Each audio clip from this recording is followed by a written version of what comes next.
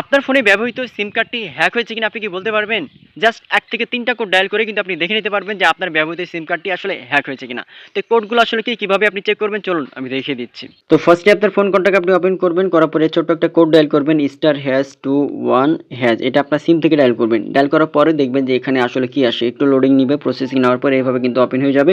দেখেন call forwarding এখানে দেখাচ্ছে, সবকিছু নট ফরওয়ার্ড দেখাচ্ছে, তার মানে ঠিকঠাক আছে।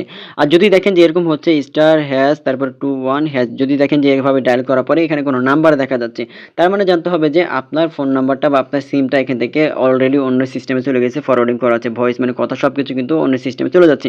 এরকম থাকলে আপনি বন্ধ করবেন কিভাবে? ডায়াল করবেন তারপরে 002# এটা আপনি আপনার সিম থেকে ডায়াল করে দিবেন। যে সিমে এটা চালু আছে সেই সিম থেকে আপনি ডায়াল করবেন, তাহলে কিন্তু এটা ফরওয়ার্ডিংটা বন্ধ হয়ে যাবে। অর্থাৎ আপনার সিমটা সবকিছু প্রোটেক্ট থাকবে, সিকিউর থাকবে। কিভাবে থাকবে দেখেন, এখান থেকে দেখেন অল কল ফরওয়ার্ডিং, এখান থেকে সবকিছু ইরেজ সাকসেসফুল মানে বন্ধ হয়ে গেছে। এভাবে খুব সহজেই আপনি বন্ধ করতে পারবেন।